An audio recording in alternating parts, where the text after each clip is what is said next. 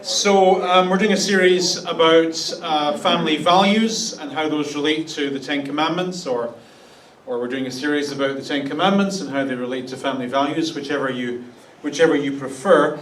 And whichever you prefer, I'm sure you'll agree with me when I say that working too hard is one of the things that really spoils our experience of family life.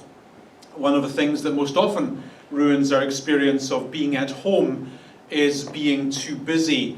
And my goodness, here in the GTA we are all very busy. It's pretty normal for a lot of us to work 50, 60 hours a week. It's pretty normal for many of us to have to run our children to a dance class over here and hockey practice over there. I know that many of you parents breathe a huge sigh of relief when hockey season's over and you can get some rest. At least you can until soccer season starts. It's pretty normal for most of us, maybe for all of us, to feel stressed out at our work. We live in a business environment where we're continually pressured to do it all a little bit faster, a little bit harder, often for a little bit less money. And increasingly these days, I think we leave our office at 5, 6 o'clock, but we don't leave our work. The new technologies that not all that long ago promised to make our life easier have in many ways made our lives harder. And now our work follows us wherever we go. Just last weekend I was walking with my children on the Bruce Trail, and it was one of those perfect Canadian days, you know the type. Wall-to-wall blue sky, buds on the trees. I was sitting on a log, my children were off playing by a cliff edge somewhere, I don't know. It was nice and it was quiet. It was really quiet. It was so quiet you could hear your own internal bodily functions, that kind of quiet. And then my cell phone rang. And just in an instant you get transported from perfect rest and nature to work. And that's life for many of us, for most of us, maybe for all of us. We're busy people. We have things to do, and those things never end. When I ask you out in the foyer when we're having coffee how you're doing, more often than not you say, busy. It's just a stock phrase. And we don't like to admit this because it makes us feel a bit weak. But our busyness is having an effect upon us. If our body could talk, one of the things that it would say would be slow down. But we don't listen. Something that I've noticed over the past few years is that grocery stores, gas stations and newsagents have all started selling energy drinks as compulsive purchases.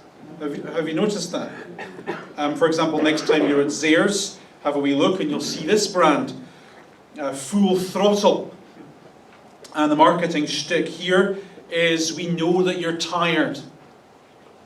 We know that you could probably use a rest, but we also know that you don't have time.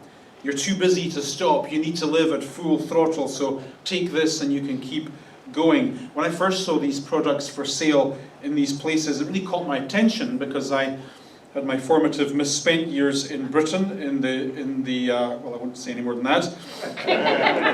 Except to say that these drinks first appeared in the clubbing industry. And people found that when you're at a rave making shapes till 3, 4 in the morning, you get kind of exhausted, and so if you take one of these energy drinks, you can keep going that little bit longer. And that's where these products first came on the market.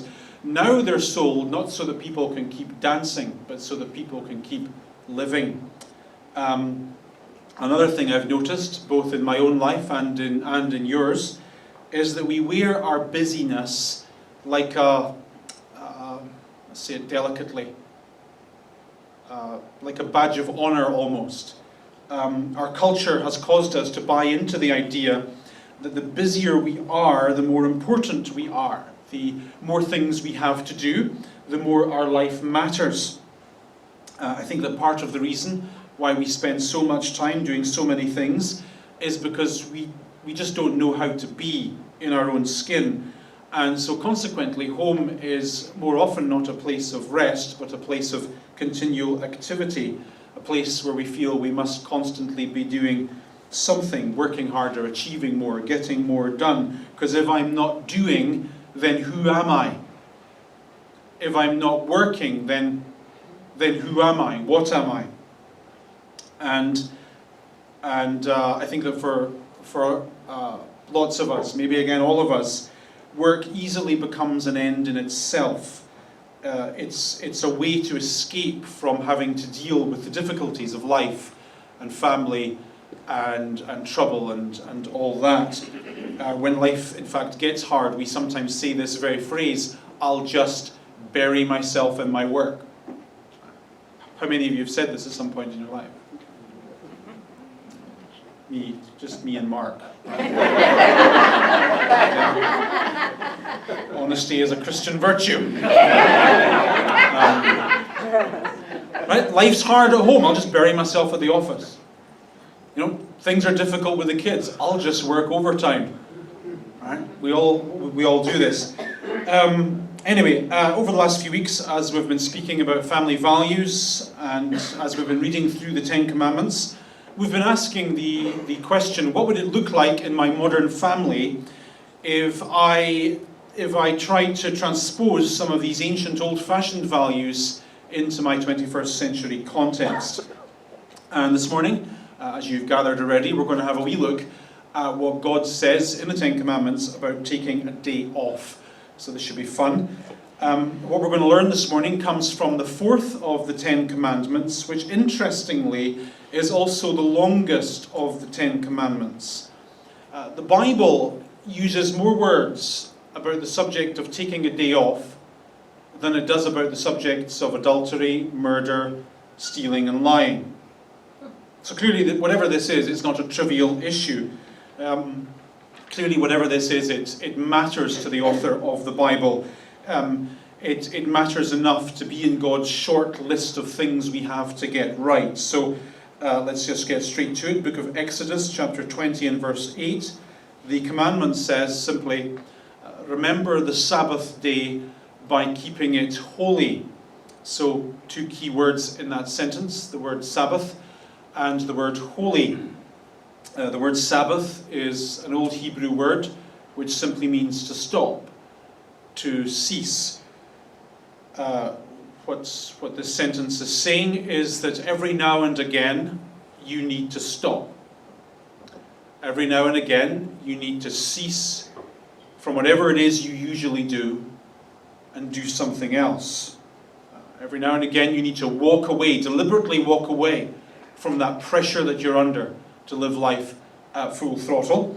And the other big word there, the word holy, basically means to be separate or distinct. So the value in this ancient sentence is to say to us, every now and again, we should stop our normal activity and enjoy a day that is very different from all the other days. That's the basic idea.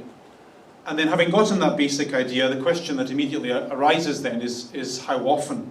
How often should I enjoy a day that is different from all the other ones? So the writer goes on, he says, disturbingly I think, 6 days shall you work and do all your labor. Why does that not say 5? It should say 5. Is it 4 even, or none? Is what it should say. So I find that interesting. The basic idea that this value is grappling with is that of rest.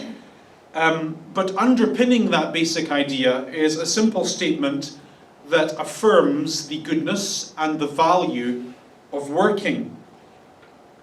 6 days you shall work. And I wanted to pause on that because we tend to assume that Christian spirituality, whatever that is all about things like morals or particularly Christian activities like reading your Bible or meditating or praying or things you believe and all that sort of thing. And it isn't. Christian spirituality is all about how you approach all of life. And that being the case, a part of what it means to be spiritual in a Christian sense includes the idea of being good at whatever it is you do. There is this value in the Bible that would say to us, God wants us to be hardworking. He wants us to be committed to values such as enthusiasm and excellence in the workplace. For example, have a look at this. It comes from the New Testament. This was written by one of the big guys in the early church. And he wanted his friends to understand that Christian spirituality and the horrible business of having to work for a living were very closely related. And so he says, work hard and cheerfully at whatever it is you do, as though you were working for some higher power. I think that one of the good things, maybe perhaps the only good thing that's come out of the difficult economy that we've found ourselves in the last 8 or so years, is that we feel differently about our jobs than we used to. I think that all of a sudden we find ourselves quite grateful to have work, glad to be having something to do, and rightly so. So in the context of this conversation about rest, the Bible says that work, however you define that, and whatever that means for you, is good and positive and right. It's good to have a job. It's good to be good at your job. It's good to be enthusiastic about the job that you do. However, in the context about being glad to have something to do, we need to understand that rest is also a good thing. And I think that that's a goodness that we don't readily embrace. When it comes to the idea of resting and chilling out and stopping, we feel slightly uncertain and perhaps even slightly guilty. I suspect that for most of us, talking about the need to work well isn't challenging. Talking about the idea of being enthusiastic and excellent in your place of work is not a difficult concept to wrap your head around. We've no problem with those things, but we do have a problem with balancing the work side of life with the home side of life. That's the tricky thing. In the work side of life over here, we're always trying to get ourselves ahead, rightly so. There's a career we're trying to get off the ground. There's a business we're trying to develop. There's promotions and bonuses we're trying to attain. And whilst we're doing all of that in the work side of life, we're aware that over here in another side of life, there is a husband, and there's a wife, and there's teenagers. And for many of us in this room, there is a tension between these two sides of our life, and for many of us that tension is considerable. And in the hectic pace of our 21st century economy, we think that tension cannot be easily resolved. We think that just because it's difficult to balance work with home, that means it can't be done. There just isn't enough time to achieve all of the things we want to achieve at work and do all of the things we would like to do or feel we ought to do at home. And regardless of the difficulties involved in so doing, we need to do this. We need to try and figure out this fourth commandment in our contemporary lives. We need to make time for hard work and success, and we need to make time for good rest and a good quality of life. Which brings us back to the question, how often should we rest? What does the Bible mean when it talks about this? Let's read on. 6 days, or 5 or 4, whichever you prefer, you shall labor and do all your work. So get it all done in the time you've allotted to get it done. But, he says, the 7th day is a Sabbath to the Lord your God. For in 6 days God made the heavens and the earth and the sea and all that, but he rested on the 7th day. In other words, what the writer is saying here, there is a rhythm to life. And that rhythm is built into the fabric of the universe. Now, whether you believe God created the universe or not, you can't deny that the universe has a certain cadence to it. The earth spins on a certain axis at a certain speed, and so we get night and day. The Earth orbits around the Sun on a certain trajectory, and so we get winter and summer and spring and fall. The Moon is in a certain place, and so we get high tides and we get low tides, and we respond to these natural rhythms by eating and sleeping and working at certain times. And when we get out of sync with those rhythms, we suffer from it. That's why when we fly from Tokyo to Toronto, our body is out of whack for a few days, because we're out of sync with the rhythm. So what this sentence is saying here is, hey, look, I made life in such a way that it would have a pattern. I made life in such a way that it would, it's meant to have a beat to it. It's meant to have a cadence to it. And one of those beats, one of those patterns, is that every 7 days you should stop doing what you're doing and do something else. Every 7 days you should set aside that so that you can do this. No ifs, no buts, no exceptions. Now, the struggle that I have with that, I suspect you too, is that we don't see the value in rest. We value doing more than we value being. And so we tend to be dismissive of rest, and we see it as a rather trivial activity. So for the remainder of this talk, and then we can have some questions at the end if you like, I'd like to make some general observations about rest. I'll just make 6 quick points. I think all of them but one are brilliant. Look, I know that for some of you, maybe this isn't an issue. You're chilled out all the time. Your family members would wish that you would light a fire under yourself so that you would rest less. And that's fine. You just chill out for the rest of the talk, and we'll wake you up when we're done. But for many of us in this room, particularly those of you who veer towards being a workaholic and who are guilty of ignoring family issues because of work, this is important. So anyway, rest point number 1, I would say, stopping your normal activity makes you better at doing your normal activity. Isn't that just genius?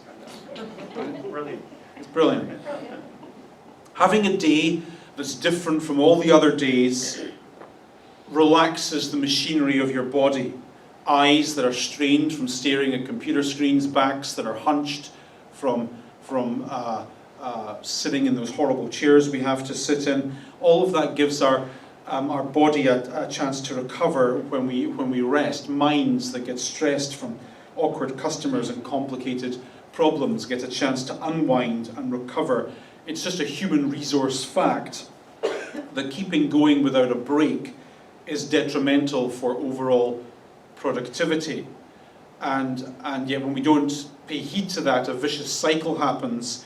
When we refuse to take time off because we've got so much to do, we then get tired and are unable to do all the things that we have to do at the right level. Consequently, it takes us more time to do all the things that we have to do, which gives us less time for time off, which makes us more and more stressed out. And when we get into that vicious cycle, we're only a small crisis away from burnout. The biggest asset that your business has, the biggest asset that your career has, is the machinery of your own body and your mind. And if you want to get ahead in life, then you'd better figure out this 4th commandment and find a way of stopping what you normally do every now and again so that you can do something different. And if you don't, what you'll eventually discover is you'll stop working well. You'll work less efficiently, and your career will suffer, your business will suffer, and that's just the way it is. We can't keep going full speed all the time. It's not the way we're made.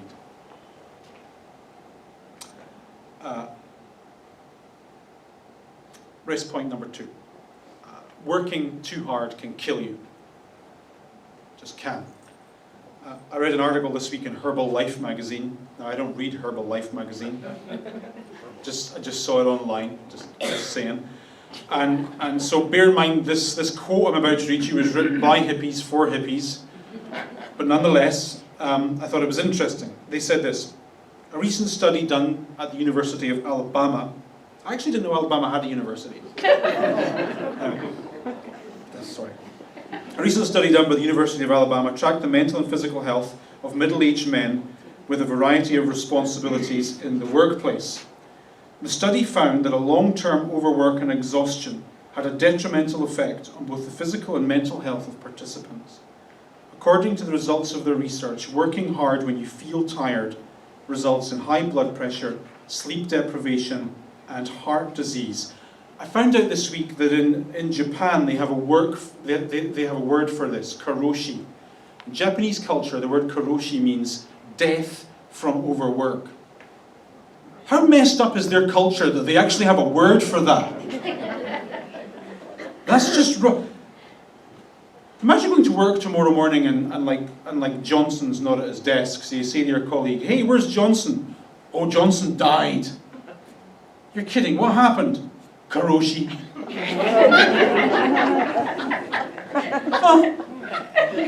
Oh, back to work then. This is mental. Apparently in Japan, the highest cause of death among middle-aged men is karoshi. So here's something for you to think about. Your job might actually be killing you. It's good to have a job, it's good to have an important job, but it's important that your job isn't spoiling your life. It's important that your job isn't stealing away the most important thing there is, life, right? Rest point number 3. Rest requires effort. Stopping your normal activity and doing something else doesn't just happen. The phone won't stop ringing just because you've decided to take a day off.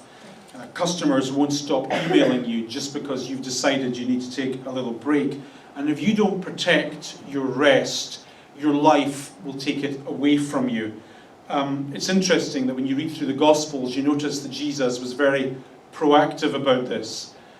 So Jesus, his career was short, only 3 years, very busy, and you often find that Jesus is over here and there's like hundreds and thousands of people and they all need something and it's all important, and Jesus suddenly gets up and walks away and goes off in the countryside. And you can just imagine everyone, Jesus, there's stuff over here to do. Like there's customers to talk to, whatever. Try to build a religion over here, come on. Things to do. And Jesus is like over there like a hippie in the countryside looking at sheep or whatever. Or flowers or something, you know what I mean? And he's very deliberate about this, almost ruthless about it. I am doing my rest thing now. This is for this is for this. And the two are important, but they must be separate and they must be distinct. So if you're going to try and figure out this 4th commandment as a value in your life, one of the things you're going to have to think about is the sort of effort that you'll have to make to protect your own time and your own space. Maybe you'll need to think about things like powering down your iPhone. How terrifying a thought would that be? Or refusing to log on to your computer, or refusing to do housework no matter how desperately it needs to be done. If you don't guard your own space, life will take it from you. It just will. Rest point number 4. Obviously, rest should be refreshing. The principle of this Sabbath day value is that every 7 days you should stop doing what you normally do and have a different kind of day so that you can recover from the work that you just did and be ready for the work that you're about to do. And I make this point because I know that many of us in this room are very driven people, and the problem with being a driven person is that you bring your drive and your A-type personality to your rest activities, and it spoils everything. I'm like this. So for example, very early in my career, the people in my church noticed I was never ever taking a day off. This was back in Scotland. Very good fishing where I'm from, and so they said, go fishing, get a rod, and it would be great, so go fishing. And so I did that, and so I went fishing. It was nice for like 5 minutes, right? You're doing this, right? And it was okay, right? You catch a fish, but then you bring your drivenness to the experience, and so you look up the bank and you see the guy up the bank's caught 3 fish and you've only caught 2. And so then you're like, I need to beat him. It becomes a competition. And then after like an hour, that gets boring, and you start to do the math. You start to think, well, wait a minute, everyone on this bank is using consumable products. There's hooks and lines and floats and all that stuff. And all over the world right now, people are doing this. I could be selling things to these people. I could be going to China and getting a container load of fishing products and selling it. And soon the day of rest doesn't happen. You just spoil it by being who you are. Do you get the point? Some of the things we choose to do with our time off just aren't relaxing. And the principle, like going to the mall. Do you know what I mean? That's a horrible thing to do. I went to the mall, and I almost never go to the mall, but I went to the mall on Friday night, and I was there an hour, and I felt, you actually feel life leave you. You feel like the evil mall gods have attacked a vacuum to your soul and sucked. Why are all the women looking at me evil right now? Okay, don't be hating. So, what we do with our time off should wind us down, not wind us up. If it winds you up, probably not a good thing to do. Moving on. Very important. Don't be religious about it. This is very life-pointy advice. Don't be religious about it. And I say that because one of the amazing knacks that we have as religiously minded human beings is that we take something that's meant to be quite good and we turn it into something very, very bad. It's easy, I think, as a fair-minded human being to see that this 4th commandment is meant to be a good thing for us. Whoever wrote this had our best life at heart, no question about that.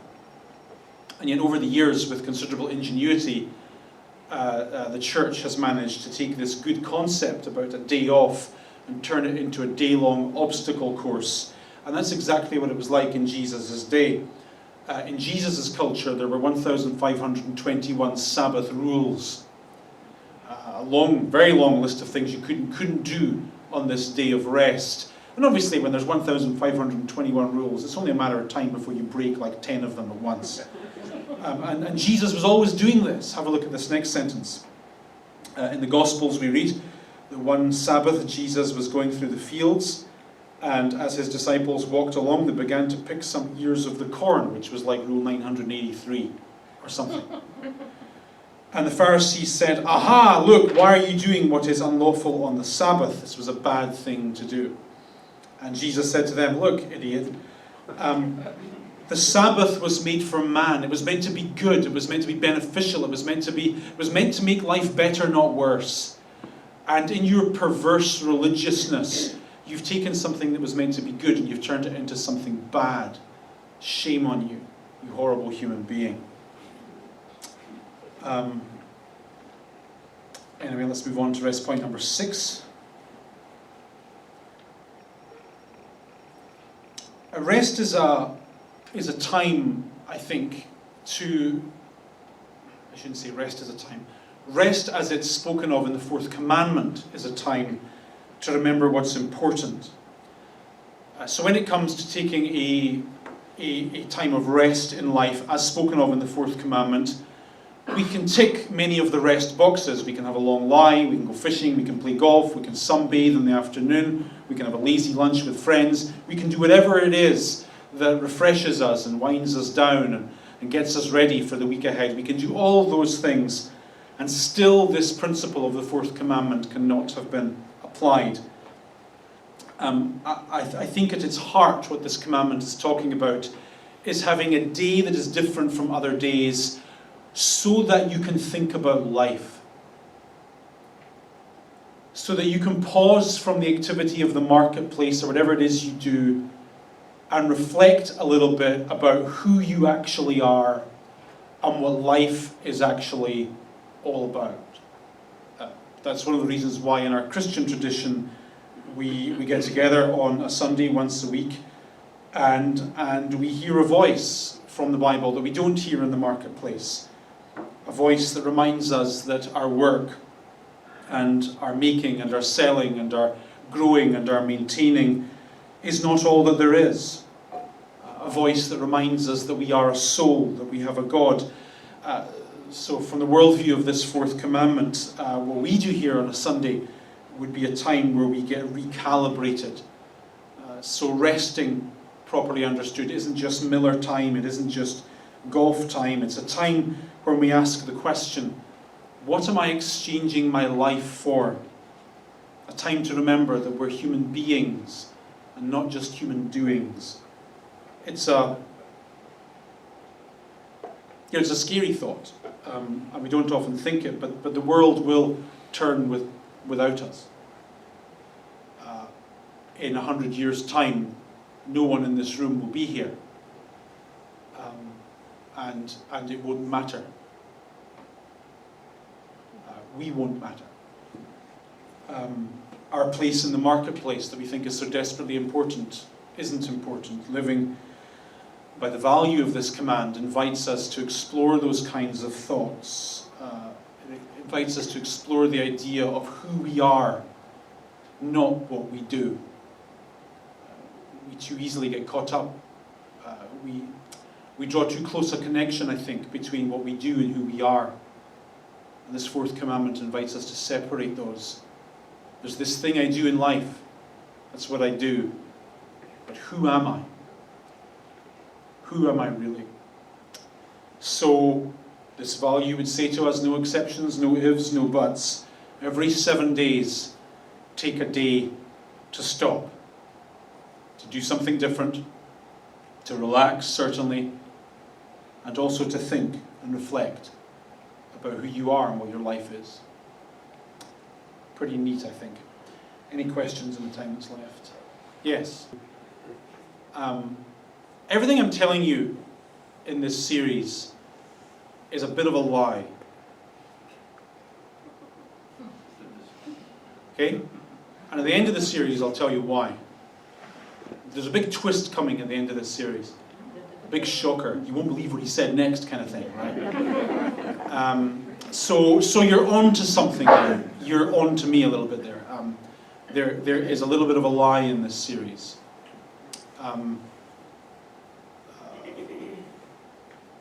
For example, there's this list of things in the Bible, right? 10 important things. And they're in the Bible. And then pretty much every character in the Bible breaks pretty much every one of those rules, right? And so do we. Which will bring us to the twist at the end of this tale.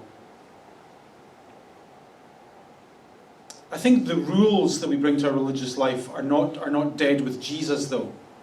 I think they should be, but they're not. I think the church, still has this habit of imposing rules on us, particularly with Sunday. How many of us come from a religious background where there were certain activities that were frowned upon on Sunday, whatever they were, right? Probably most of us. So, yeah, good question. Any others? Maybe this is a guy thing more than a girl thing, but I think that we do have a tendency to feel guilty about not doing things. And we have a tendency to tie up our career with who we are as human beings. And I think that's very, very, it's a trap we all fall into, but it is a trap, and it is quite damaging, I think. I envy the people who, for whom that connection is not made, who are happy in their own skin, distinct from what they do for a living. That's, I think, a place to get to. Yes? No, it isn't essential. That's the short answer to your question. So, in the orthodox Christian answer to that would be to say that there is this thing called the Bible, and it's a slightly different sort of a book for Christians. A book that contains, unique guidance and wisdom, not to say other books don't, but Christians have a special affinity with this book. And the Christian Orthodox view would be to say that that book is closed. The Church has had that view since the 3rd century. So one of the things that means is there's no fresh Bible. So if Indiana Jones digs up the Gospel according to Dave, right, the Bible is a closed book. So that's not to say that Christians don't believe that God speaks today. I don't think Christians do believe that. Christians believe that God speaks through the Bible. Christians believe that God speaks to them through prayer and so on and so forth. So our spirituality is closely related with a book, but it is not.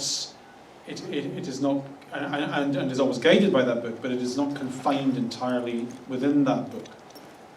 So.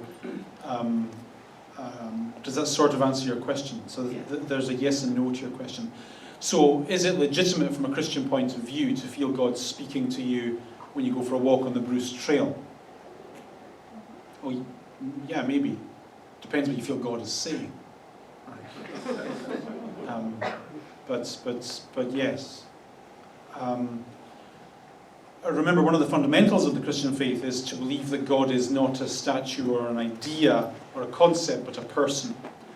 And as a person, a Christian would believe that he is knowable and experienceable. So,